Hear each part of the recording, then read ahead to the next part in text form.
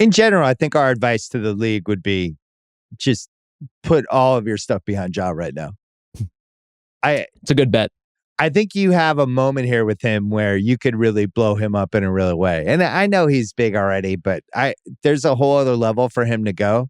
I think night to night, he's been the most fun guy to watch in the league, which is saying something because we have so many good players right now. But I was like, right now, best offensive weapons. And this goes back to our Dallas-Denver discussion. Jokic, Durant, Luka, and Embiid, I think, are on a plane at the top, right? Of just like awesome, consistently awesome offensive players. I think that makes sense. Just threatening to move into that class. And for me, the thing is this a league pass night to night? You play a different team. It's hard to get used to what he's doing. Could you plan for it more in a playoff series? Or is this just turning into like a late 80s Jordan, 2002 Kobe type of situation where it's just like, all right, this guy's now unstoppable. We just have to admit this. I do feel like you could game plan some stuff because we've seen these different teams put walls against him and stuff like that. But then we've also seen him just dash those plans every time. So I don't know. Do you think this Memphis team can be game planned for? I think they can be game planned for more than they are currently, but not in a way that's going to stop what Ja does. I mean, we've already seen him as a play-in, playoff type performer in some of those situations, and he's passed every test so far. And I think what makes him different in terms of guards or perimeter players you would put the wall in front of is he's got the floater. He's got some mid-range game. He like the three comes and goes, but can be really effective for him. I think what's interesting with him, he might have some stuff to figure out in terms of reading coverages and figuring out exactly how to break you down over 7 games. But once he makes even like a half step forward in that regard, he's so explosive and so unpredictable, like on the move. It's just going to, that growth is going to be an exponential curve for him relative to even some of these other, guys like Luka who have all this talent and skill in the world. He can work off his size, but there's always going to be an uphill battle just because he doesn't have the first step that a guy like Ja does. And that's just the reality of having that kind of toolbox to work with and what makes him so exciting. And as you mentioned, such a sure bet from the marketability of the league and the kind of personality he is. I mean, he's the whole package as a player. I think it's becoming really important. I look at Curry was the last guy that hit like this during a season in an organic way where it's just like, I've never seen this before. Yeah. And we've seen a lot of good players. Like I think Jokic is really special. I love watching Jokic. Luka, all the stuff he does. Embiid has been completely overpowering. Durant's the best scoring forward we've had. There's an unpredictability that Ja brings to the table that is just unlike anyone else in the sport right now. And it's very similar to what the Jordan Kobe stuff was like way back. And I don't mind throwing him in those sentences anymore after what I saw last night, because last night was outrageous.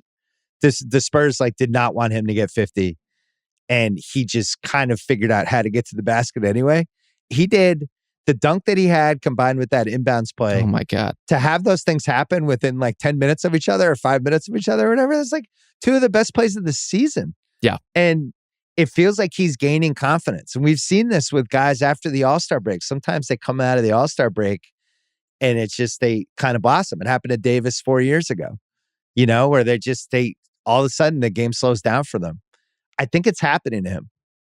So they play the Celtics Friday night. I'm going to have Verno on the pod Thursday because I really want to dive into it. But that Friday game, Celtics Grizzlies, is all of a sudden like a weirdly fun, are these two teams that we should be taking more seriously in the playoffs kind of matchup, right?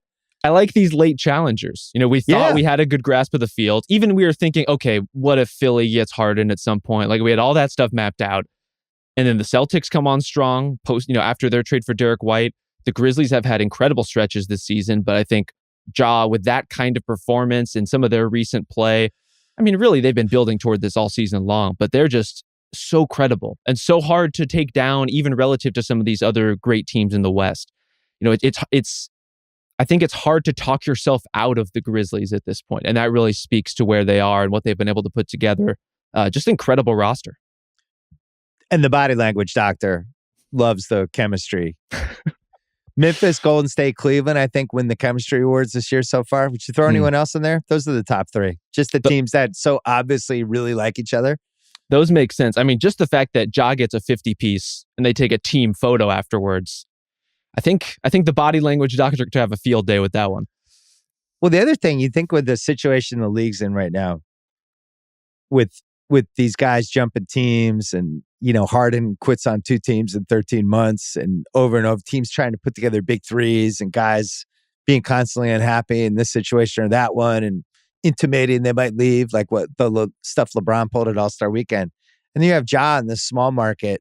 It's very similar to the KD 2010-11 range with this young little possible homegrown champ that's brewing, led by this guy who's like this beloved teammate who plays hard every single game and who seems like he's getting better and better. I would be moving the league behind that guy. And some other ones, obviously. You still have Curry. You still the Jokic-Luka combo. KD, when he's out there, is still magical. Giannis, I think, is kind of the Eastern Conference version of Ja in a lot of ways. But Ja is the guy that, like kids in LA and Kansas City and Florida, like I could see him becoming like the jersey guy. I wouldn't be surprised if he was the top selling jersey in like a month.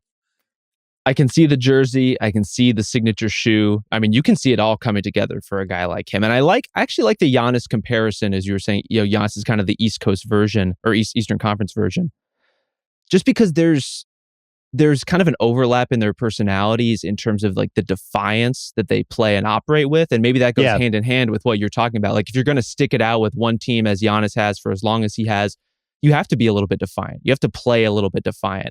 And I like the presence of that kind of person on the scene in the league. I like Ja Morant interviews are sensational. Like he's such an incredible draw as a personality. And the fact that you're stacking that on top of probably the most exciting young guard, or maybe just the most exciting guard in the NBA right now.